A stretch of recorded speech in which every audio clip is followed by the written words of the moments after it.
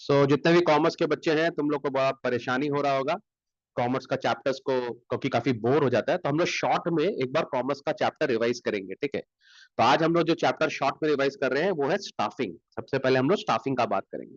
तो अगर तुम लोग स्क्रीन दिख रहा होगा तुम लोगों को, can you see the screen now? Can you see the screen? Yes sir. तो तुम लोग देखेगा Yes, sir. ये हम लोग का सिलेबस है बेसिकली, ठीक है। तो इसमें स्टाफिंग का मीनिंग, स्टेप्स, इंपॉर्टेंस, रिक्रूटमेंट क्या होता है, ठीक है, सिलेक्शन क्या होता है, training and development, types of training, difference between selection and recruitment, training and development, ये हम लोग का मेन चैप्टर है। ये चैप्टर अगर आप कॉमर्स के बुक से पढ़ेंगे तो काफी बड़ा चैप्टर आपको लगेगा, ठीक है। तो हो सकता है थोड़ा बोरिंग लगे, इसीलिए हम लोग थोड़ा उसको शॉर्ट में थोड़ा सा शॉर्ट में करने की कोशिश कर रहे हैं, ओके।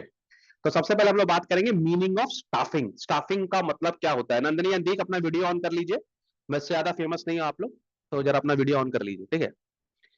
तो स्टाफिंग का मतलब जानते हैं पहले के जमाने में क्या होता था कि जब इंडिया में अगर हम लोग बात करें 80s में 90s में, तो हमारे यहाँ स्टाफ आराम से मिल जाते थे, ठीक है। हमारे पास बहुत अच्छे स्टाफ होते थे।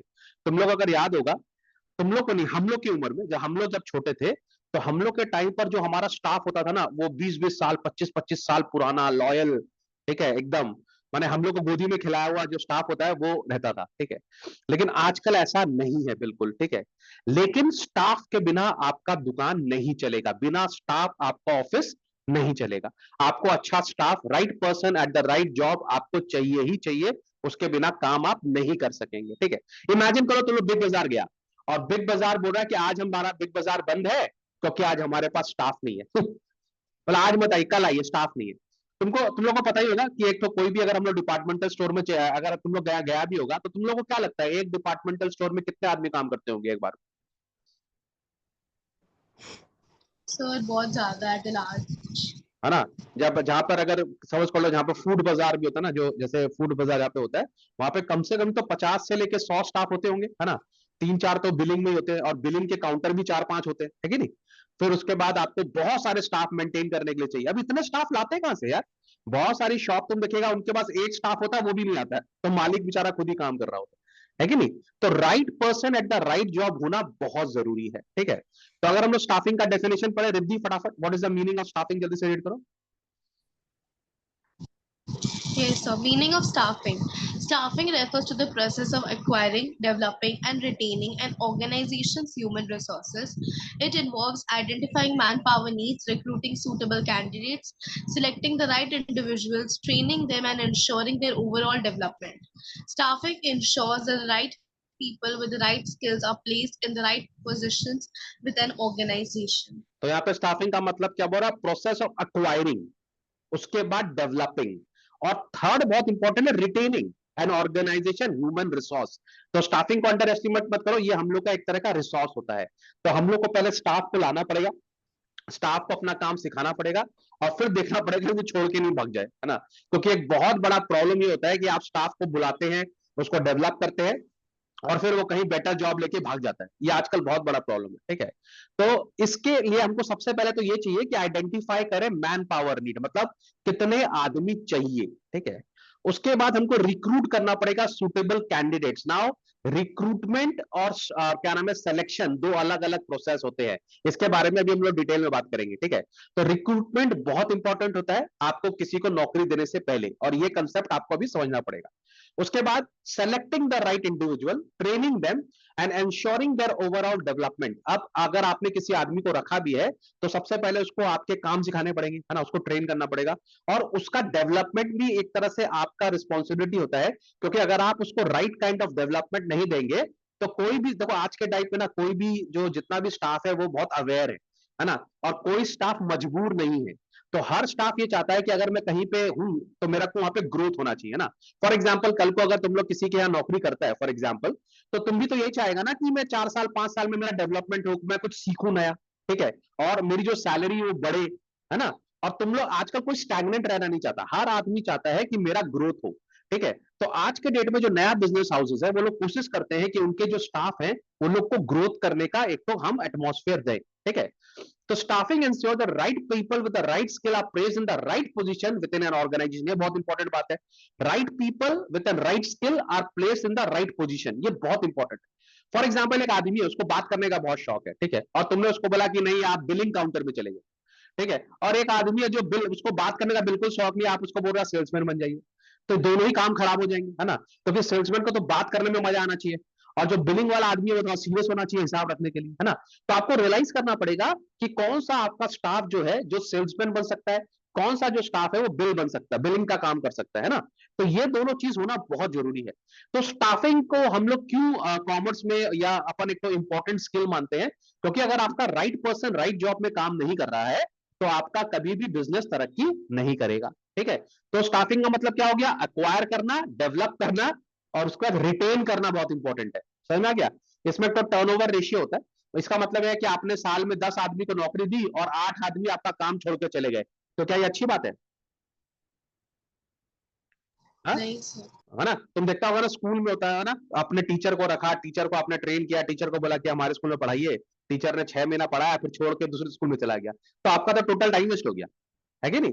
तो बहुत जरूरी है कि पहले आप टीचर को हायर करें, फिर टीचर को डेवलप करें और रिटेन करें, बहुत इंपॉर्टेंट है, ठीक है। नाउ इसके लिए स्टेप्स इन स्टाफिंग क्या करना पड़ेगा, सबसे पहले तो मैन पावर प्लानिंग, ठीक है। सब लोग एक एक पॉइंट रीड करते जाओ और मैं एक्सप्लेन करता जाऊंगा, ठीक है। तो let's start with Nandini, man power planning.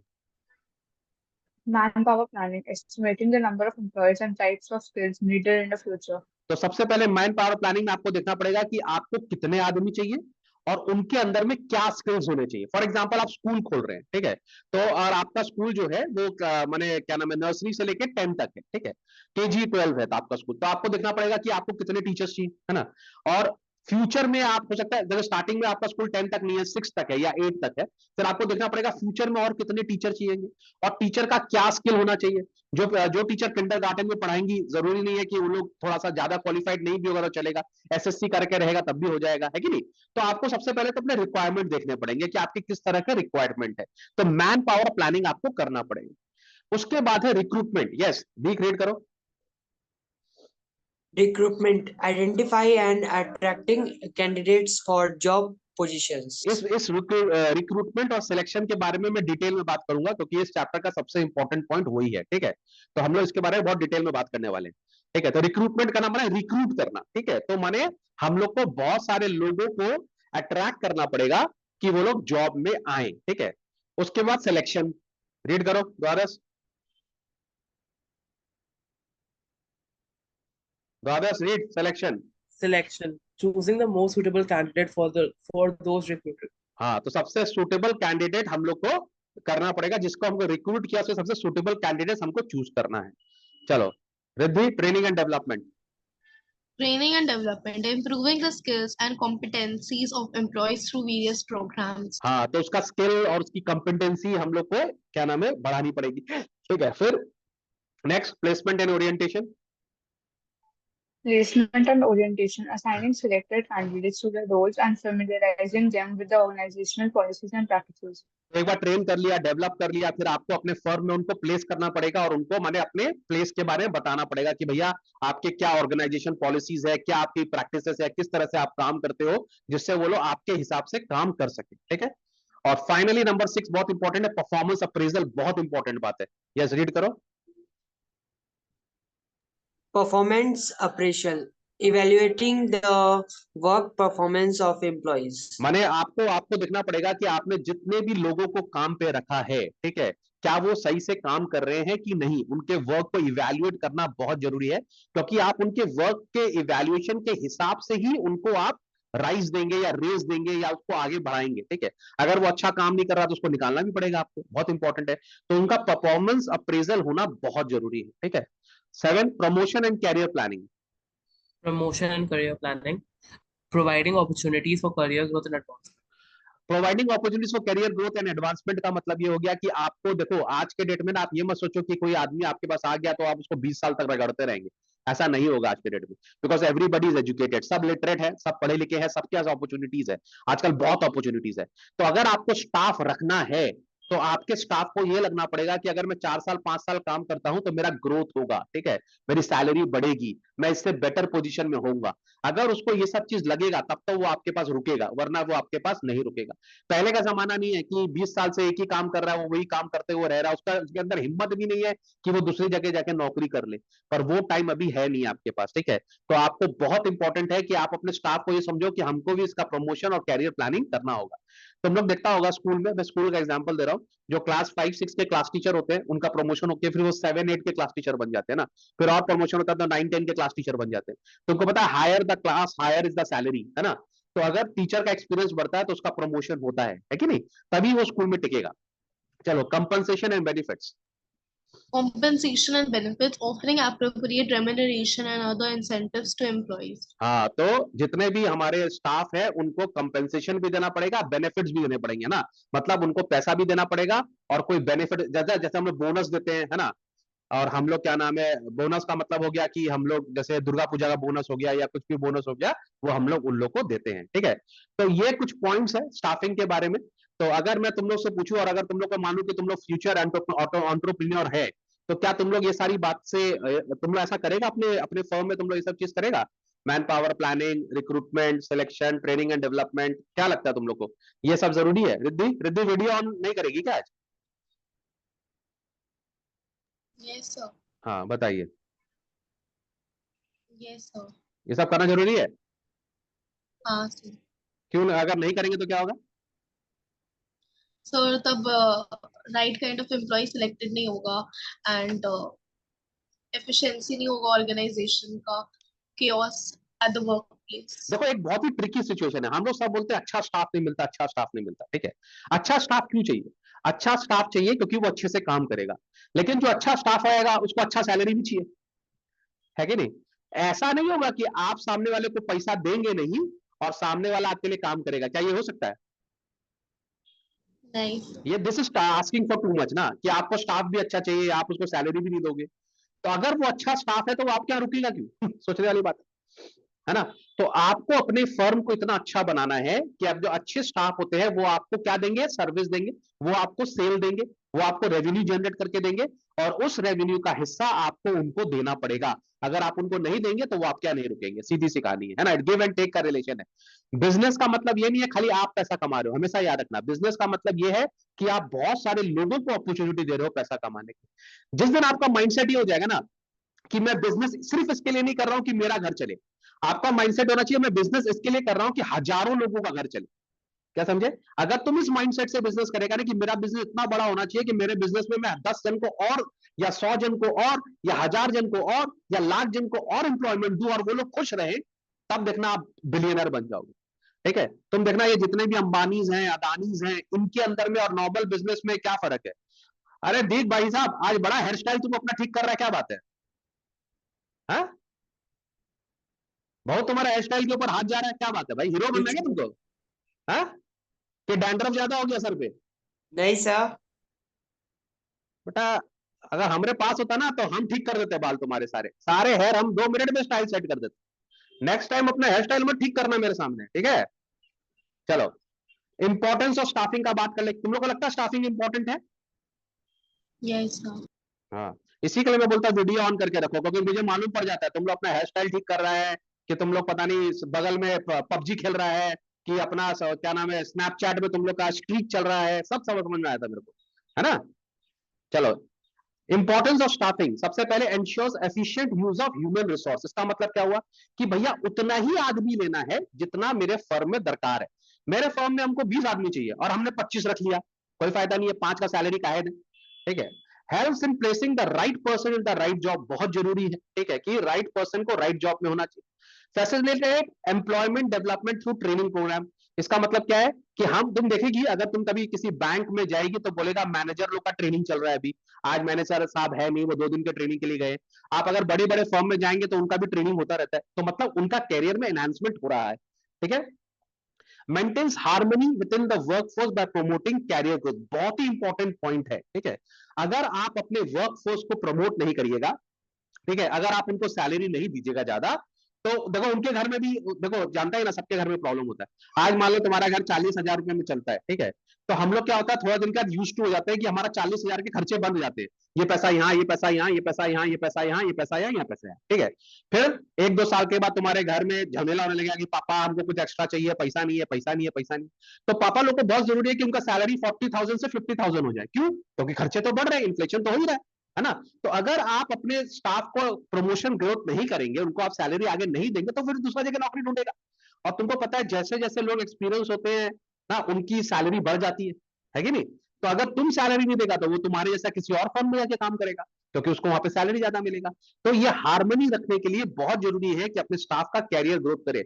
मैं तुम लोग सबको फिर से आज एक बहुत ही मूल मंत्र बता रहा हूं, अपने बिजनेस का हमेशा याद रखना। कभी ये मत सोचना कि मेरे बिजनेस से सिर्फ मेरा घर चले। अगर तुम ये सोचेगा कि मेरे बिजनेस से सिर्फ मेरा घर चले, तो देखना तुम्हारा बिजनेस बेसिक डेवलप नहीं करेगा। हमेशा ये सोचना, अगर मैं बिजनेसमैन हूं तो मैं स्टार्टिंग में 10 जन का घर चलाऊंगा, फिर मैं 100 जन का घर चलाऊंगा, फिर मैं 1,000 जन का घर चलाऊंगा, फिर मैं 10,000 जन का घर चलाऊंगा। जितने ज्यादा लोगों का तुम घर चलाएगा ना, उनको खुश रखेगा, उतना ही तुम्हारा तरक्की होगा। क्या लगता है, मेरा बात सही लग रहा है तुम लोग को? Yes, sir. Yes. आज तुम लोग चेक कर लो मुकेश अंबानी के फर्म में कितना लोग काम करता है। तो कह लो मुकेश अंबानी का जो राइट हैंड है, जो एमडीज है, वो लोग भी मर्सिडीज में घूमते हैं, है ना। उन लोग का भी एक तो बहुत प्रॉपर लाइफस्टाइल है, वो उन लोग को भी प्रमोट कर रहा है कि नहीं। तो अगर मुकेश अंबानी सोचता खाली मैं मर्सिडीज में घूमूंगा और कोई नहीं घूमेगा, तो मुकेश अंबानी भी आज रिचेस्ट पर्सन में नाम नहीं आता उन लोग का। समझ में आ गया? तो जिनको लगता है ना कि हमारा बिजनेस क्यों नहीं चल रहा, आपका बिजनेस इसके लिए नहीं चल रहा क्योंकि आप सारा पैसा खुद ही खा जाते हो, आप किसी को इंसान बना ही नहीं रहे हो। समझ में आ रही है बात को? तो ये हो गया इंपॉर्टेंस ऑफ स्टाफिंग। अब हम लोग बात करेंगे रिक्रूटमेंट की। नाउ ये मैं तुम लोग को बोल रहा था कि मैं थोड़ा सीरियसली बात करूंगा इसके बारे में, तो मैं तुम लोग को भी बता देता हूं रिक्रूटमेंट होता क्या है। रिक्रूटमेंट को हम एक पॉजिटिव प्रोसेस बोलते हैं। इसका मतलब क्या होता है, हर देखो फॉर एग्जांपल बिग बाजार, ठीक है, या मैं बिग बाजार का एग्जांपल ले लूं, वैसे तो बिग बाजार बंद हो गया, ठीक है, लेकिन चलो हम लोग थोड़ा सा एग्जांपल ले लेते हैं बिग बाजार। बिग बाजार को हमेशा बच्चे चाहिए काम करने के लिए, स्टाफ चाहिए काम करने के लिए, ठीक है। तो वो लोग क्या करते हैं, वो लोग हर आदमी को बोलते हैं कि आप बिग बाजार में जॉब के लिए अप्लाई कीजिए, ठीक है।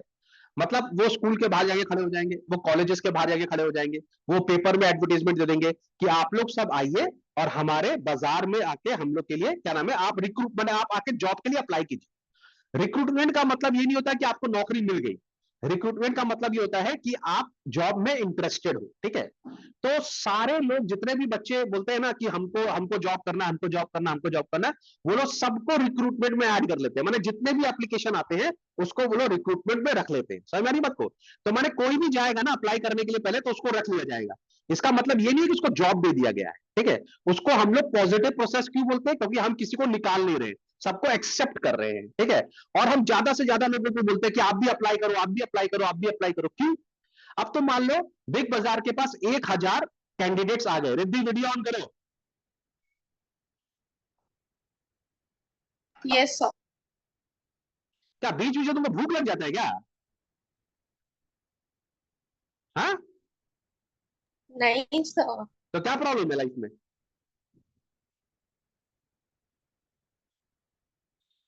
कहां चली गई थी बीच में? सर कहीं नहीं तो वीडियो क्यों बंद हुआ? सर, ऐसे 1 मिनट के लिए। तो छोटी बहन आके तुमसे लड़ाई करने लगी क्या? नहीं। और उसको बोलना आज इंग्लिश क्लास करेगी, कल वो आई नहीं थी, सर बहुत गुस्सा है। ठीक है सर, बोल देंगे। अच्छा, तो रिक्रूटमेंट में क्या होता है, सब लोग को ऐड कर लिया जाता है। अब बिग बाजार के पास 1,000 लोगों का बायोडाटा है जो जॉब करना चाहते हैं, ठीक है। अब उसमें क्या होता है कि मान लो बिग बाजार में सैटरडे संडे को बहुत ज्यादा रश होता है, ठीक है, ज्यादा नहीं, सैटरडे संडे रश होता है। तो वो लोग क्या करते हैं, रिक्रूटमेंट में से कुछ स्टाफ लोग को बोलते हैं कि कॉन्ग्रेचुलेशंस, हमने आपको शॉर्टलिस्ट किया है, आज आपको 1 दिन तक काम मिलेगा, ठीक है, आप आइए हमारे यहाँ काम कीजिए। अब उसमें से 50 बच्चे जो होते हैं वो आ जाते हैं बिग बाजार में काम करने के लिए, ठीक है। अब देखो इनको भी आदमी चाहिए, और जरूरी नहीं है कि हर रोज हर आदमी आ ही जाएगा, कुछ लोग एब्सेंट भी होते हैं। तो ये लोग रिक्रूटमेंट में से कुछ लड़के निकालते हैं और वहां पर उनको ट्राई करते हैं, ठीक है, कि ये कैसा काम कर रहा है, ये अच्छा काम कर रहा है कि नहीं कर रहा है, ठीक है। उसका एक तो चेकिंग होता है बेसिकली, एक तरह से मान लो सिलेक्शन प्रोसेस होता है। उसमें से जो लोग इनको समझ में आते हैं और जो इनके क्राइटेरिया में आते हैं उसको ये लोग सेलेक्ट करते हैं। समझ में आ रही बात को? माने रिक्रूटमेंट एक बहुत बड़ा पूल है, पूल ऑफ फ्यूचर, क्या नाम है हम लोग, फ्यूचर प्रोस्पेक्टिव एम्प्लॉइज, समझ आ गया आपको? उसमें से हम सेलेक्ट करते हैं। इसी के लिए सिलेक्शन को हम नेगेटिव प्रोसेस बोलते हैं और रिक्रूटमेंट को हम पॉजिटिव प्रोसेस बोलते हैं, क्योंकि रिक्रूटमेंट में हम किसी को फेल नहीं करते, सिलेक्शन में हम लोगों को फेल करते हैं। समझ में आ गई बात को? समझ में आ रहा है मेरा बात? Yes, sir. तो तुम देखिएगा जितना भी Yes, sir. बड़ा बड़ा जो फर्म होता है ना, वो लोग हमेशा अपना बैकअप रखते हैं। तुम ऐसा मान के चलो रिक्रूटमेंट का मतलब बैकअप। तुम इमेजिन करो तुम ट्रेन से जा रही है, ठीक है, और तो तुम पहुंच गए, रेलवे स्टेशन में पहुंची, ठीक है, या फ्लाइट में भी होता है, ट्रेन में भी होता है। अचानक जो ड्राइवर है, ट्रेन का ड्राइवर, उसका पेट खराब हो गया, हो ही सकता है, या उसका एक्सीडेंट हो गया, हो ही सकता है, ठीक है, तो तुमको क्या बोला जाएगा? आज घर जाएंगे, ट्रेन नहीं चलेगा। हाँ, नहीं सर। ऐसा नहीं बोलेगा ना। तो क्या होता है, उनका बैकअप होता है उनका हमेशा, है ना? तो बैकअप कहां से होता है? बेसिकली उनके पास हमेशा 2-3 बैकअप रहते ही है। ऐसे ही बड़े बड़े फर्म्स हमेशा अपने पीछे बैकअप रखते हैं, वो बैकअप प्लान को हम रिक्रूटमेंट बोल सकते हैं, ठीक है? तो जरा रिद्धि रीड करो, what is the meaning of recruitment का meaning. Recruitment meaning recruitment refers to the process of searching for and attracting suitable candidates to fill vacant positions in an organization. It is a positive process as it involves encouraging more people to apply for तुम लोग jobs. के exam में ये question जरूर पूछेगा, why it is called a positive process, ठीक है? क्योंकि हम ज्यादा से ज्यादा लोग को माने एनकरेज करते हैं कि आप अप्लाई कीजिए जॉब के लिए, ठीक है? हम यहाँ पे सबको बुलाते हैं, तो बुला रहे हैं सबको, किसी को मना नहीं कर रहे हैं, इसी के लिए इट्स अ पॉजिटिव प्रोसेस। चलो, सोर्सेस ऑफ रिक्रूटमेंट दो होते हैं, एक इंटरनल सोर्स और एक एक्सटर्नल सोर्स होता है हम लोग का, ठीक है? इंटरनल सोर्स का मतलब प्रमोशन दे दिया हमने किसी को। ऑलरेडी हमारा एक आदमी था, बहुत दिन से क्लर्क का काम कर रहा था, फिर हम लोग के मैनेजर का एक पोजीशन खाली हुआ, आदमी 10 साल से काम कर रहा था, सिंसियर था, हमने उसको प्रमोट कर दिया मैनेजर में। तो मतलब हमने उसको एक पोजीशन जो हमको चाहिए थी उसको आगे बढ़ा दिया, तो प्रमोशन हो गया उसका, ठीक है? तो इंटरनल हम अपने अपने अंदर से हमने उसको क्या नाम है, जॉब दे दी, तो ये एक रिक्रूटमेंट हो गया। ट्रांसफर कर सकते हैं हम लोग, ठीक है? एक आदमी है, हम लोग को बाहर भेजना था, वो यहाँ पर बहुत दिन से काम कर रहा था, हम लोग बाहर जाएगा, वहां जाएंगे, ट्रांसफर कर दिया, ठीक है? And employees reference within the organisation. कभी कभी क्या होता है, हमारे एम्प्लॉइज लोग बोल देते हैं, सर मेरा मेरा मामा का लड़का है, बहुत टैलेंटेड है, अच्छा काम कर रहा है, पियोन बन सकता है, सच्चा लड़का है, हमारे खानदान का लड़का है, सर चोरी नहीं करेगा। तो हम लोग उससे पूछ के एक आदमी को जॉब में रख लेते हैं। तो इंटरनल सोर्स जो होता है वो अपने घर से ही हम लोग प्रमोशन करते हैं। ये थोड़ा सस्ता पड़ता है, बताओ सस्ता क्यों पड़ेगा? Yes, sir. ये जो इंटरनल सोर्स, रिलेटिव घर का ही होता है तो इसीलिए। हाँ, तो घर के ही लोग होते हैं और रिलेटिव जिसमें आसपास के ही लोग होते हैं इसलिए। हाँ, तो आसपास And के sir, लोग उनका हैं, background भी known होता है. हाँ, बैकग्राउंड भी नोन है, तो थोड़ा सा एक तो हम लोग को ये भी रहता है कि क्या नाम है यार, जान पहचान का आदमी है कि नहीं? अरे ये तो मंगलू काका का आदमी है, तो क्या ही चोरी करेगा, अपना ही घर का आदमी, अपना घर का बच्चा है, दो जाम दो जाम, ठीक है? तो इंटरनल सोर्स थोड़ा सस्ता भी पड़ता है अपना, ठीक है? एक्सटर्नल सोर्स के लिए क्या करना पड़ेगा आपको? जॉब पोर्टल्स में जाना पड़ेगा, आपको एडवर्टीजमेंट देना पड़ेगा, कैंपस में रिक्रूटमेंट करना पड़ता है आपको, आपको किसी एजेंसी के थ्रू लाना पड़ेगा, या सोशल मीडिया प्लेटफॉर्म से लाना पड़ेगा। इस सब में आपका एडवर्टीजमेंट का पैसा खर्चा होगा, ठीक है? और सेकंड बात इस पे ये भी होती है कि क्या नाम है, आपको किस तरह का आदमी मिलेगा ये आपको पता नहीं है कि नहीं? लेकिन इंटरनल सोर्सेस के भी डिसएडवांटेज है और एक्सटर्नल सोर्सेस के भी डिसएडवांटेज है। क्या क्या है बताओ, तुम लोग क्या दिमाग में आ रहा है? इंटरनल सोर्सेस के क्या Sir, इंटरनल सोर्स में लाइक प्रमोशन में पर्सन लेथार्जिक हो जाता है, उसको पता है उसका प्रमोशन हो जाएगा due to time bound promotion. And external का डिसएडवांटेज है बिकॉज इट इज एक्सपेंसिव, तो बहुत ज्यादा टाइम कंज्यूमिंग भी है और पैसा भी खर्चा होगा। Very good. और एडवांटेज क्या है एक्सटर्नल का? सर बहुत नंबर ऑफ कैंडिडेट सिलेक्ट हो जाएंगे through advertisement and a good number of candidates जो प्रमोशन में या इंटरनल में नहीं हो सकता।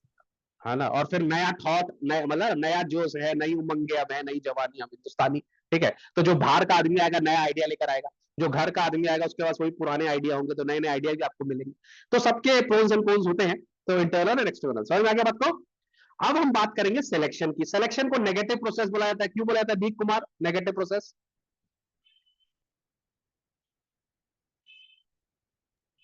नेगेटिव प्रोसेस क्यों बोला जाता है?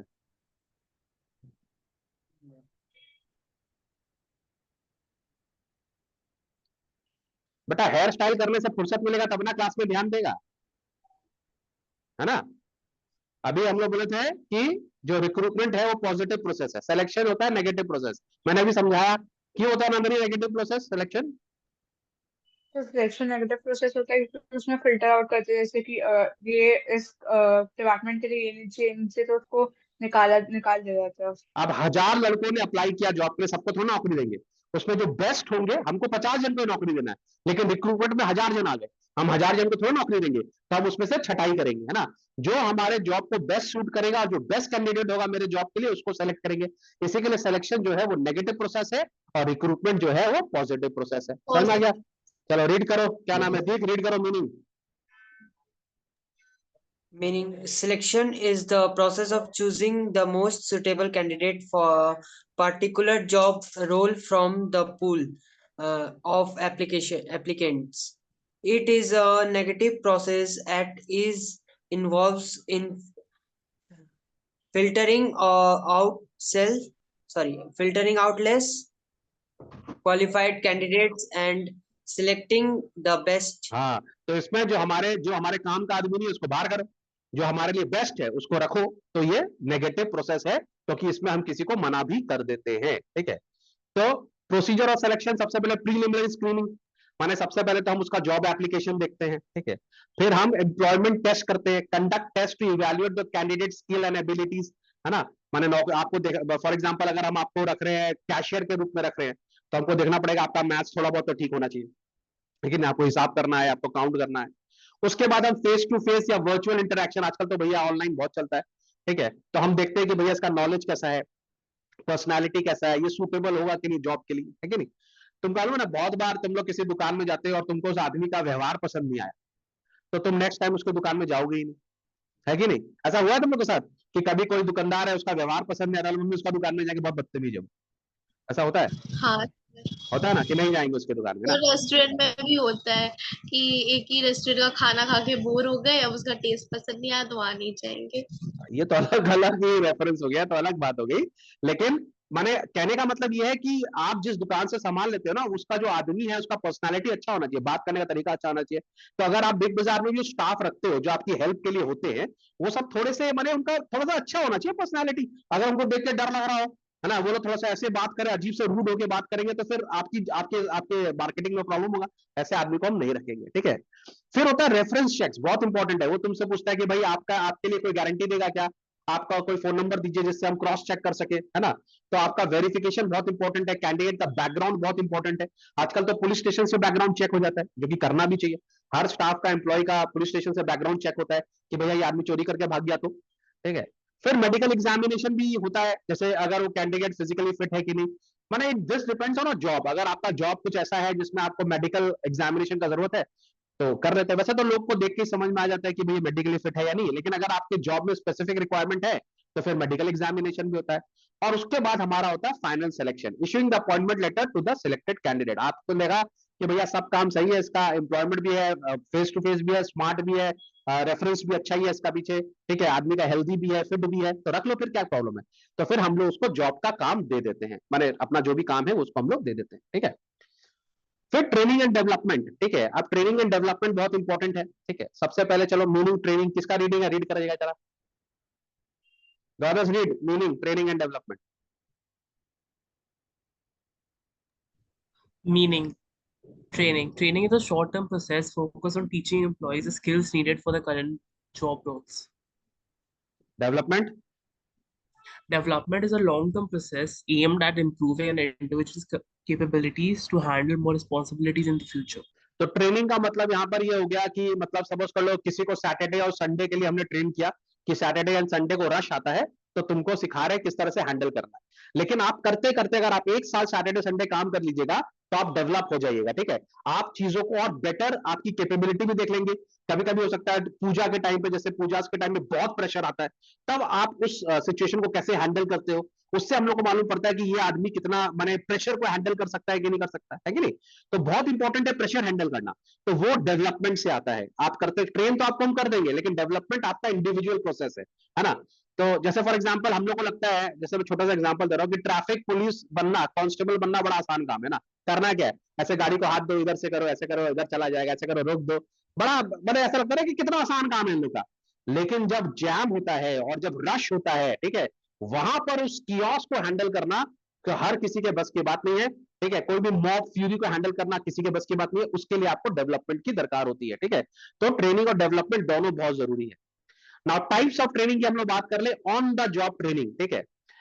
ऑन द जॉब ट्रेनिंग का मतलब ये हो गया कि learning while performing the actual job. इसमें क्या होता है, मान लो आप एक तो इंश्योरेंस एजेंट है, ठीक है, और एक नया एम्प्लॉय आपके पास आया, नया रिक्रूट है जो आपके लिए आपका जूनियर है, वो आपके संग आया, तो आप जब अपना इंश्योरेंस का पिच करने जाइएगा तो आप उसको संग में ले जाइए अपने साथ, ठीक है, आप उसको अपने साथ ले जाइए और वो आपको देखेगा कि आप किस तरह से काम कर रहे हैं, ठीक है, तो वो जॉब में जाकर आपसे और माने एकदम सुन रहा है, वो आपको देख रहा है, आपको वॉच कर रहा है कि मेरा सीनियर किस तरह से काम कर रहा है।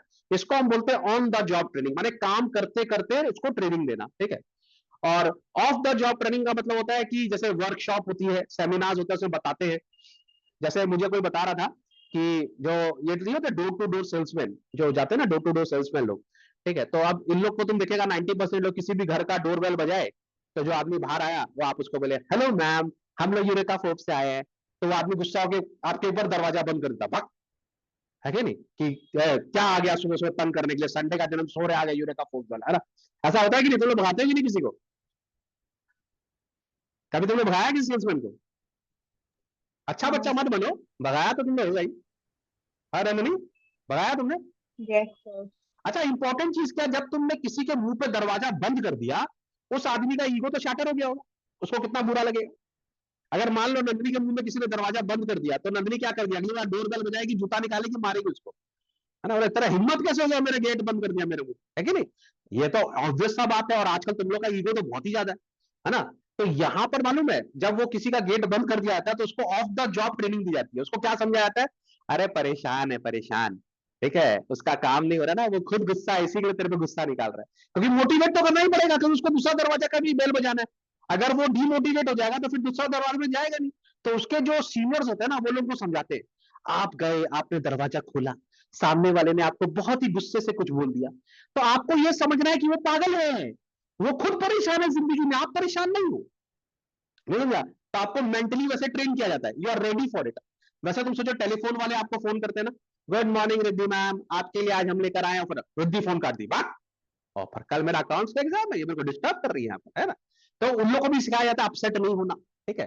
तो ऑफ द जॉब ट्रेनिंग में आपको वर्कशॉप्स में, सेमिनार्स में सब चीज सिखाई जाती है कि किस तरह से क्लाइंट को हैंडल करना है। Induction training, orienting new employees to the organisation culture and process. Induction training में क्या होता है, आपको एक तो रूम में लेके बताया जाता है कि देखो हमारा इतना पुराना ऑर्गेनाइजेशन है, इतने सालों से हम ये काम कर रहे हैं, हमारा एक प्राइड है, हमारा एक कल्चर है।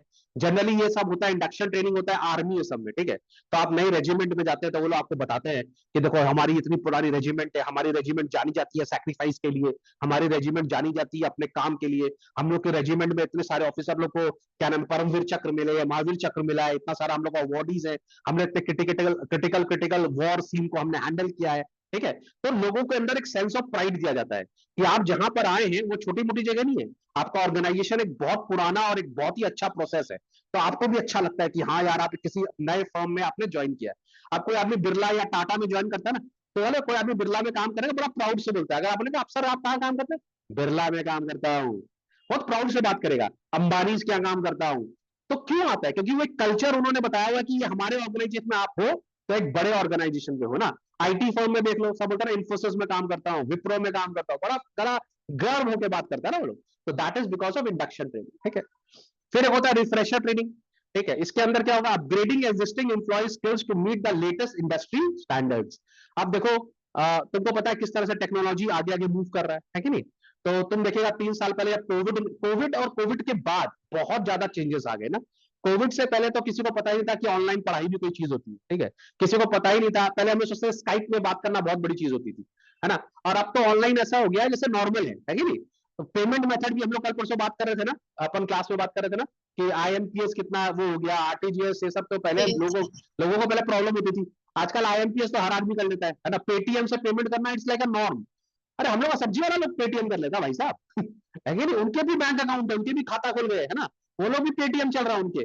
मैं भी तो पाकिस्तान का यूट्यूबर को देख रहा था, वो बोला यार मैं इंडिया गया और मैं वहां पर क्या नाम है कहीं पे कोल्ड ड्रिंक पी मैंने रास्ते में, और उसको मैंने पैसे बोले तो बोला पेटीएम कर दो, तो मैंने पेटीएम किया, तो वो शॉक्ड हो रहा था कि यार मैंने पान की दुकान में भी पेटीएम, अरे छोड़ो दाव वाले के पास में पेटीएम है ना, क्या नाम है जो हम लोग के बार्बर्स लोग के पास पेटीएम है, हम लोग के कॉबलर्स लोग के पास पेटीएम है, सबके पास पेटीएम है कि नहीं।